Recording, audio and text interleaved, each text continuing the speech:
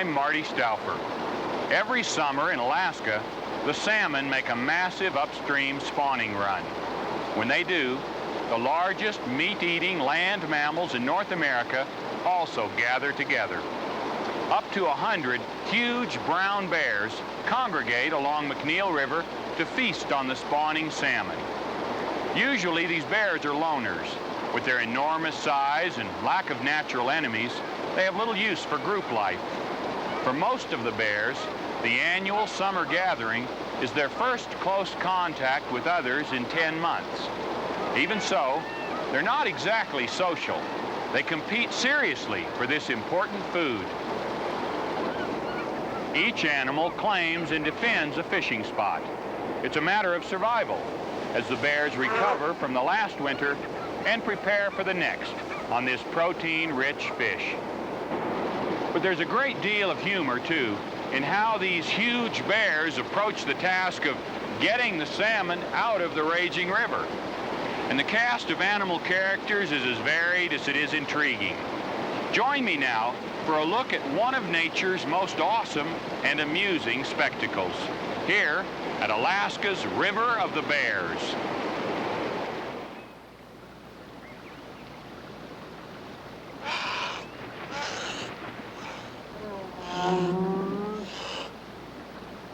Alaska, our largest and wildest state, is home to some of the world's largest and wildest animals. The brown bear is a native of cold northern regions around the globe, but there's only one place where these great solitary creatures gather in any number. In southern Alaska, the McNeil River flows into Kamishak Bay. About a mile upstream from the bay, a section of rapids presents an obstacle to migrating salmon and a unique feasting opportunity for bears. Protected by the McNeil River State Game Sanctuary, as many as 80 bears gather each summer. Surprisingly, the world's largest carnivore is not very carnivorous. The brown bear's diet, like that of most bears, consists more of grasses, roots, and berries than it does of meat. But when early summer greens the Alaskan peninsula and swells the waters of the McNeil, the bears do not come to the river to eat grass. What draws them is a certain type of Pacific salmon, fattened from years of feeding in the sea, years of preparing for the major and final journey of their lives.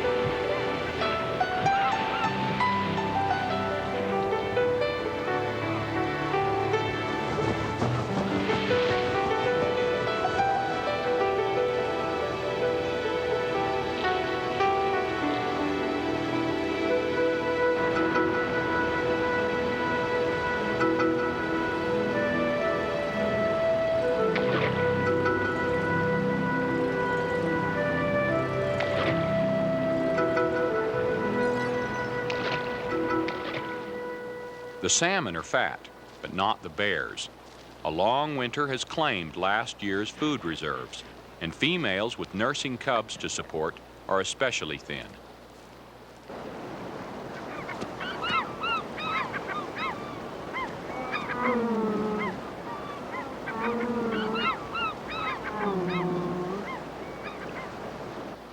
But now it's time for the cubs to take the first steps toward the day, a year or two from now, when they'll be weaned, and also time for the mother to regain her strength. Male bears, boars like this one, and sows too young to breed, have only their own stomachs to fill. But the mother bears sometimes have as many as 4 cubs to feed, and to teach to feed themselves.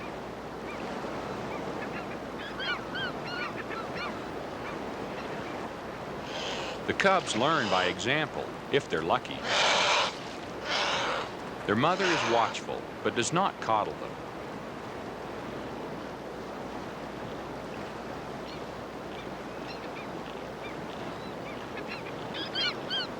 As the cast of characters gathers, the mother bear's first concern is to stake out a good fishing spot. Her instinct tells her that her 2 cubs are strong enough to follow along, at least through the shallower currents.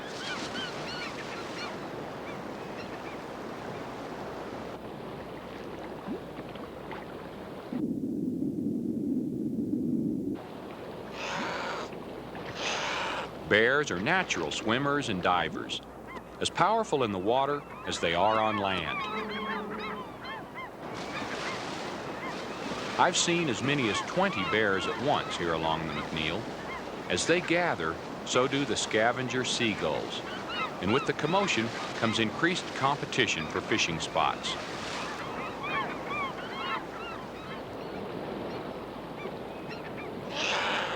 And with neighborhood tensions running high and her fishing luck running low, even the most patient mother gets a little irritable.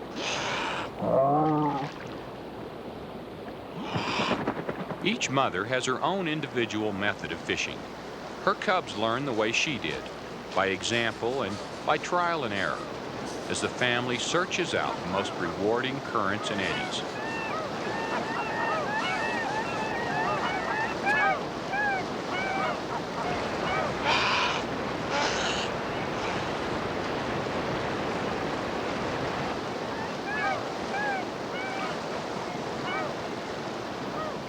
Spring and early summer is the normal mating season for brown bears, but the sows possess an unusual adaptive mechanism called delayed implantation. Only when a sow has grown fat enough on salmon and vegetation will the fertilized eggs inside her begin to grow. It's no wonder that a mother's first concern is food.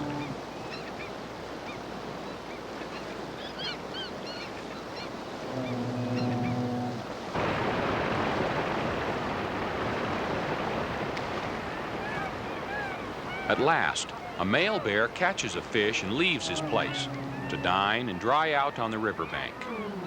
Immediately, the female and her 2 cubs take over.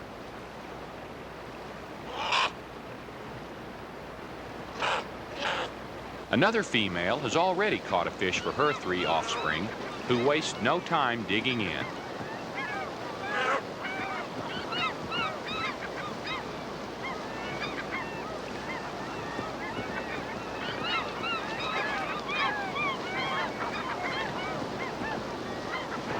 The first female scans the river, looking almost like a tennis fan.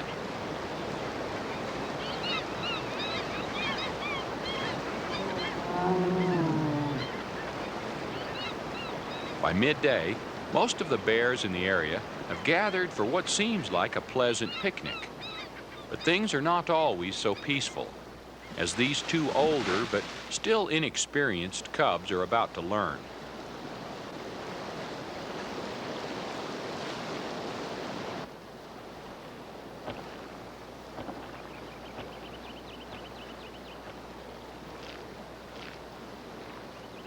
A big boar is looking for a fishing spot in the afternoon sun. As if oblivious to his presence, the two impetuous youngsters carry on with their awkward fishing tactics.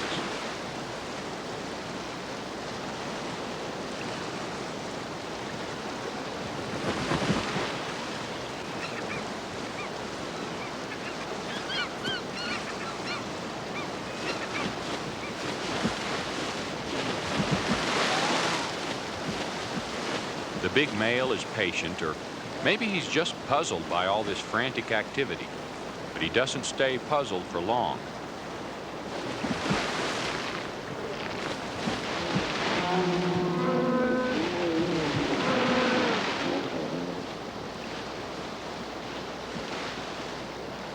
Almost always, the biggest bear claims the best fishing holes. But frequently, the question is, who is the biggest bear?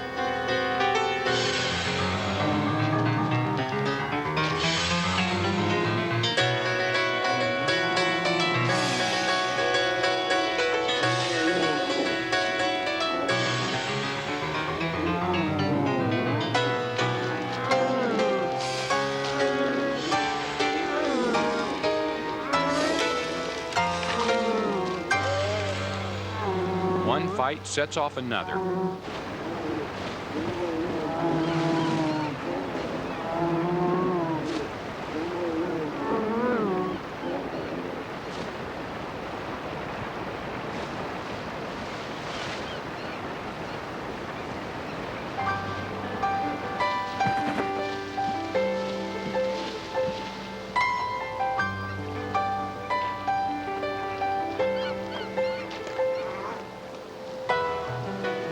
The first rule of survival is not to fool with Mother Nature.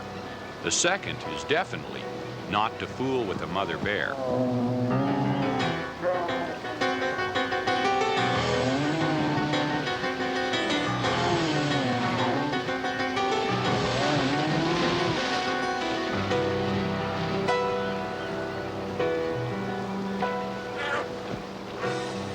In the confusion of the fight, the salmon slipped back into the river.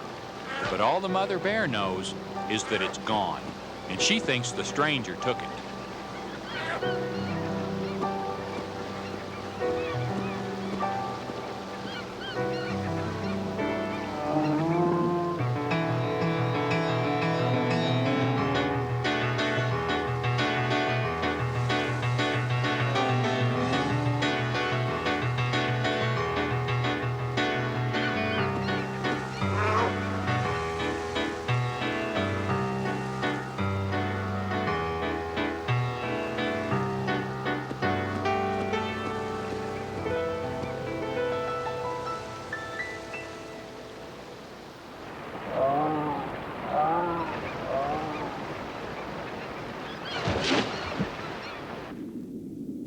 Though 5 species of Pacific salmon migrate up the McNeil to spawn, the bear's favorite is the smaller, calico-colored chum salmon. There are as many fishing styles as there are bears. Some, like this young female, are very active in the water, while others are more slow and steady. And still others seem to depend on someone else to make the catch for them.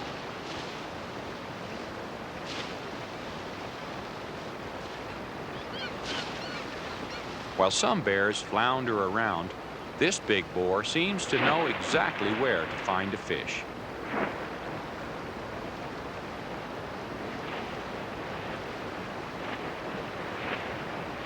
Meals are usually taken ashore to be eaten. I've seen an experienced bear like this one catch and eat 2 salmon in 15 minutes with only a half dozen dives.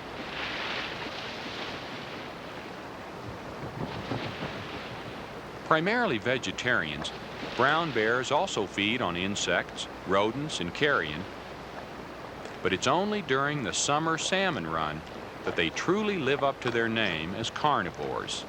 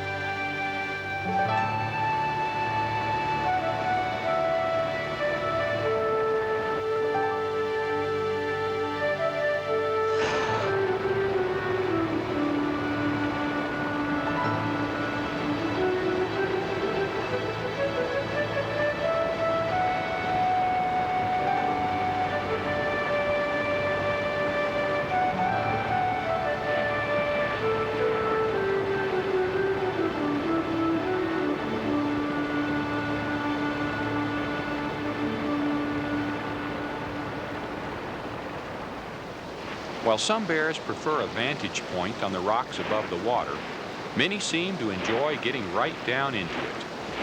The salmon aren't especially hard to locate, but they are hard to catch.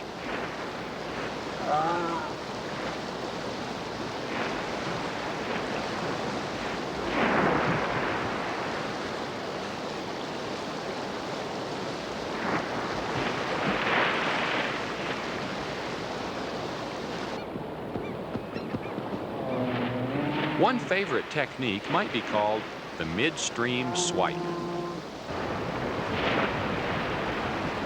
But by far the most widely used method is the plain old belly flop.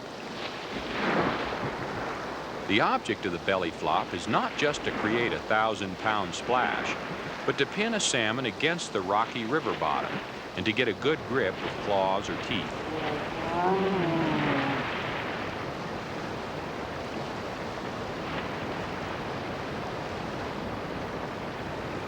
Bears are highly intelligent animals, and no two of them are alike.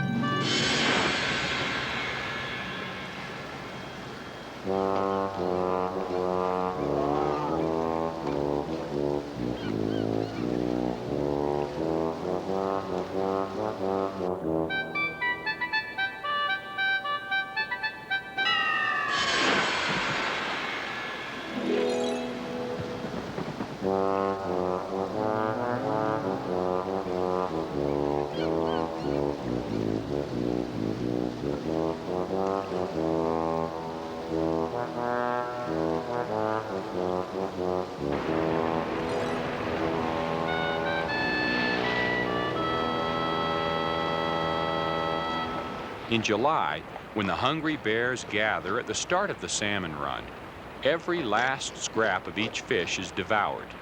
Later, when they've started to fatten up, they may eat only the roe and leave the rest.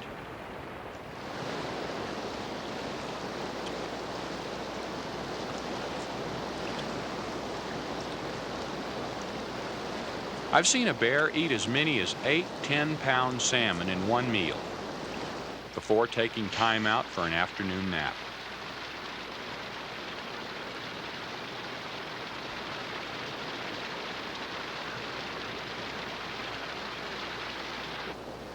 As the summer goes on and the bears gain practice, their fishing methods become calmer and more deliberate. They're no less eager, but aggression subsides as they concentrate on gorging themselves.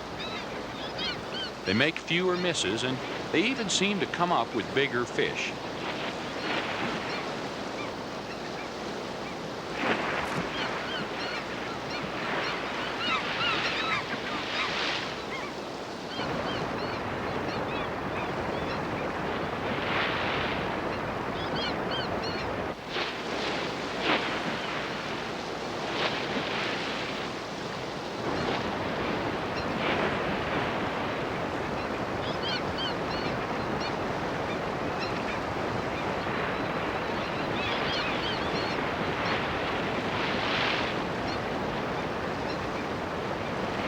This young boar seems almost to be flaunting his prize catch of the day.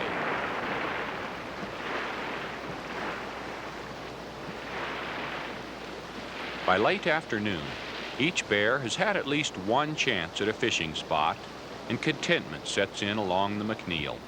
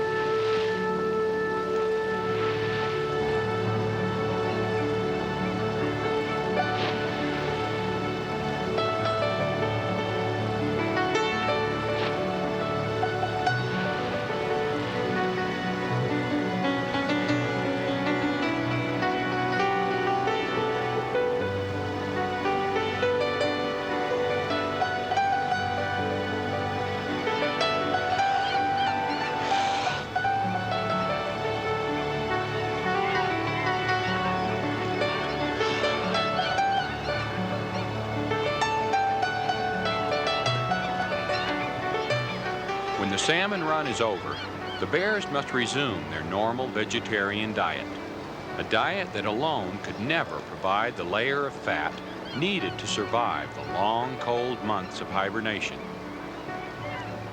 In fact, without sufficient fat reserves, the mechanism for hibernation is never triggered, and the bear cannot fall asleep. This makes for a very grouchy bear.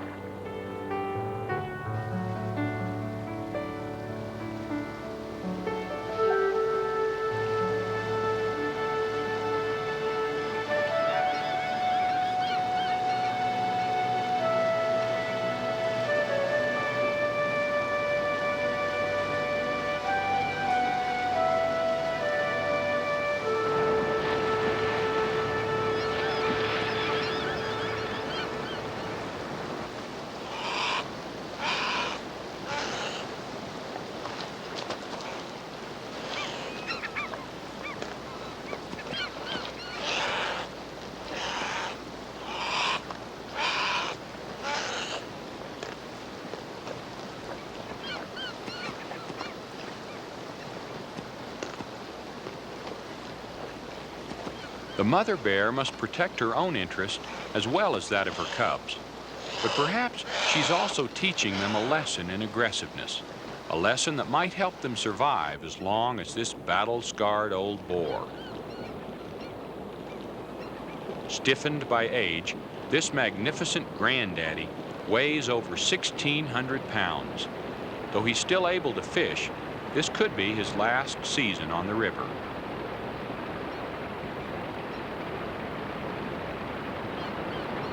Even now, he keeps an aloof distance from the other bears, as if sensing that he may no longer be able to compete. No matter what his fate, the old boar has already lived a full life.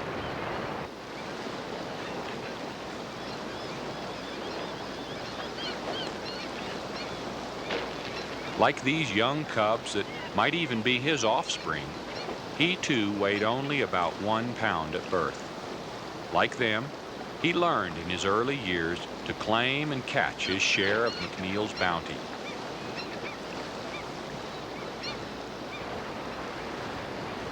Each summer he grew stronger and more skilled, though no doubt he too could tell tales of the one that got away. To these younger bears that will repeat his life, he leaves behind a legacy of summers of plenty in a wild and beautiful land where bears can still be bears, far from the strongholds of man.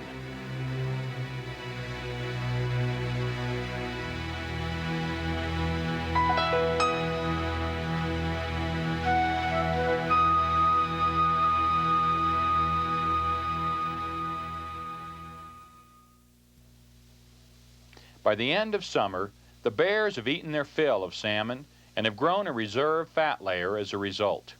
It's nature's way of preparing them for the long, lean winter to come. These brown bears are more fortunate than their southern cousins, the grizzly bears. Only a small number of grizzlies remain below the Canadian border, and those that are left face increasing pressures from man and his activities. In fact, no bear anywhere on Earth is safe. All must constantly contend with human progress. Our protection is vital to the lives of these majestic animals.